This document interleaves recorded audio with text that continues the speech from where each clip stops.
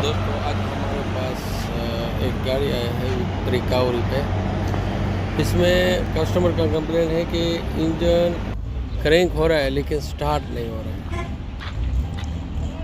तो अभी इसको चेक करते हैं कि इसमें क्या मसला है। इग्निशन स्विच ऑन किया, इंजन का लाइट आ रहा है।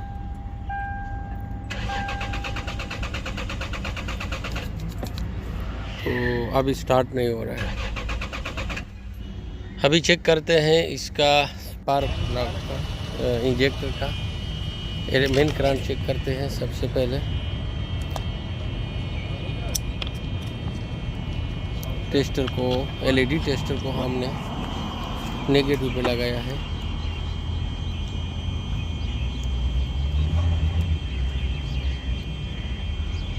जैसे कि आप देख सकते हैं इसमें भी पॉजिटिव आ रहा है, इंजेक्टर का मेन करंट आ रहा है। अभी इसके पल्स चेक करेंगे कि कंप्यूटर से पल्स निकलते हैं कि नहीं निकलते हैं। तो यह साइंटिस्ट मेन करंट आ रहा है इसमें। अभी टेस्टर को मूव करते हैं, पॉजिटिव पे लगाया मैंने टेस्टर को। अभी देखते हैं,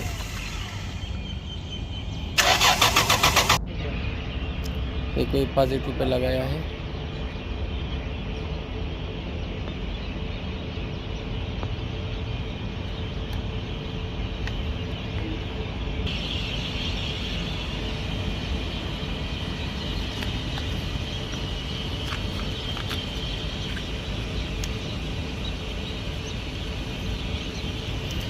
एक मोबाइल थोड़ा मुश्किल है, लेकिन अभी इसको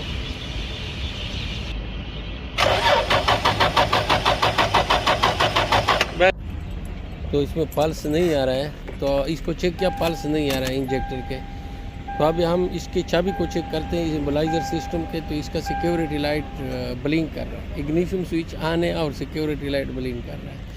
तो अभी इसको पूरा डायग्नोस करेंगे कि सिक्योरिटी लाइट क्यों आ रहा है। इसको कंप्यूटर से पूरा स्कैन करते हैं। इसमें बहुत सारे कोड आ रहे हैं, सब कोड एक बार एरेज करते हैं, उसके बाद इसको चेक करते हैं। तो अभी जैसा कि आप देख सकते हैं इग्निशन स्विच ऑन है और सिक्योरिटी लाइट ब्लिंक कर रहा है। तो गाड़ी इसलिए स्टार्ट नहीं हो रहा है, सिक्योरिटी इसका लॉक है। तो ये हमारे पास VVD1 है, VVDI है। ये सब इलेक्ट्रिशियन के लिए बहुत ज़रूरी है। बहुत इसमें आप ट्रांसपोंडर चेक कर सकते हैं चाबी का। तो ट्रांसपोंडर चाबी बिल्कुल सही है, चाबी में कोई मसला नहीं है। अभी इसको खोलते हैं, इसका कोड चेक करते हैं कि अभी आखिर में इसका कौन सा कोड बचा है जो डिलीट नहीं हो रहा है।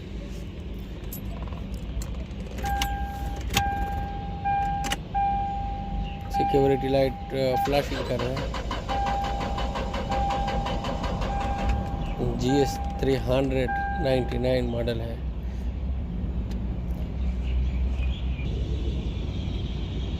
सबसे पहले चेक करते हैं कोड को।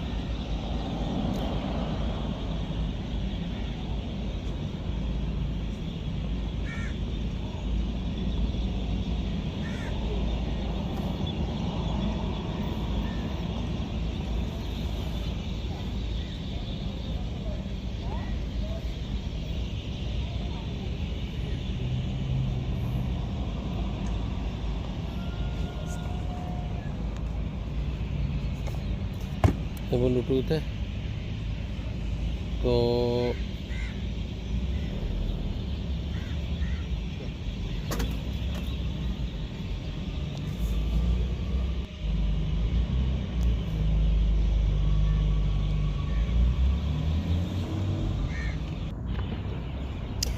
दोस्तों इंजन का अंदर भी B2798 आ रहा है और इमोबलाइज़र का अंदर भी यही कोड आ रहा है।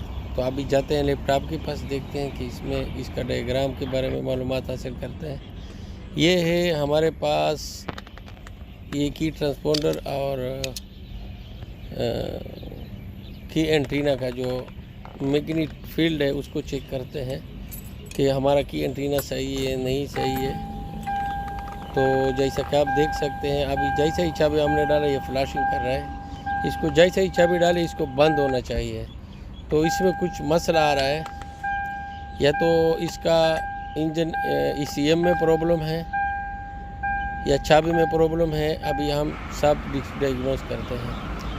तो इस कोड के मुताबिक हमारे को 5 ऑप्शन दिया है, या इसका की ख़राब है, या ट्रांसपोंडर का जो कॉइल है वो उसमें मसला है, या एम्पलीफायर में मसला है, ट्रांसपोंडर की एम्पलीफायर में या ECM में। तो हम सबसे पहले इसके वायरिंग डायग्राम को चेक करते हैं। ये इसका वायरिंग डायग्राम है। ये ट्रांसपोंडर की का जो एम्पलीफायर, इसका 2 नंबर पिन ECM के E7 में 23 में आता है।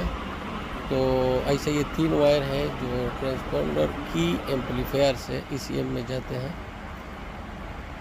तो अभी इसको चेक करते हैं। ये इसका लोकेशन है, ये की एंटीना का लोकेशन है, ट्रांसपोंडर की एंटीना का, और इसका जो एम्पलीफायर है इसका ये है कि एंटीना ट्रांसपोंडर एम्पलीफायर यहाँ इसका ये फिक्स होता है।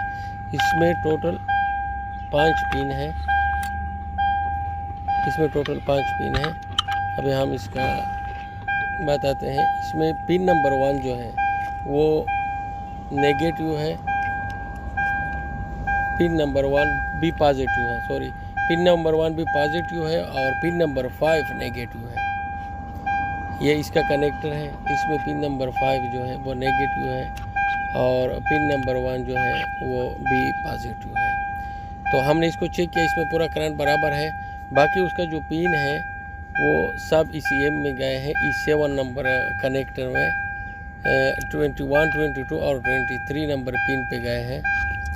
तो इसका कंटिन्यूटी अभी हमने चेक किया है, वो भी सही है। तो अभी हमने इसको खोला, इस के ट्रांसपोंडर का जो एम्पलीफायर है इसके ऊपर अभी थोड़ा हम हीट गन लगाएंगे। इसको थोड़ा गर्म करेंगे हीट गन से और इसको चेक करेंगे कि कुछ फ़र्क आता है कि नहीं।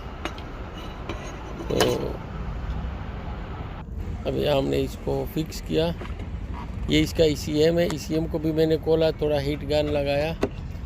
ये इसका E7 कनेक्टर है, ये E6 है, ये E5, ये E4 है और ये E3 है, और ये जो लास्ट वाला है ये E2 कनेक्टर है, ये ECM का। ये ट्रांसपोंडर का जो वायरिंग है 2, 3 और 4 ये EC कनेक्टर में आए हैं। 21, 22 और 23 में 3 वायर इसमें आए हैं। तो कंटिन्यूटी तो मैंने चेक किया सही है। ECM को मैंने इसका हीट गन से ECM को भी हीट गन किया, थोड़ा गर्म किया। अभी गाड़ी को टेस्ट करते हैं और चेक करते हैं कि गाड़ी स्टार्ट होता है कि नहीं। कभी कभी मामूली काम होता है तो सही होता है कि नहीं। अभी हम देखते हैं चाबी डाल के। तो अभी सिक्योरिटी लाइट बंद हो गया है और गाड़ी बिल्कुल सही हो गया है। तो इसका यही मसला था हीट गन का। तो दोस्तों ये इसका डायग्राम है। एक ECM है और ये दूसरा ट्रांसपोंडर जो कि एम्पलीफायर है ये है। इसका जो पिन 1 है ये भी पॉजिटिव है, पिन 2 23 ECM के E7 कनेक्टर में गया है और पिन 3 22 के ECM के कनेक्टर में गया है। तो मैंने सिर्फ इसको हीट गन से सही किया है, तो मैंने इसका कोई पार्ट्स चेंज नहीं किया। तो इसमें शायद शोल्डर लूज कनेक्शन हो सकता है ECM के अंदर और ये एम्पलीफायर के अंदर जो ट्रांसपोंडर का है। वीडियो देखने का शुक्रिया।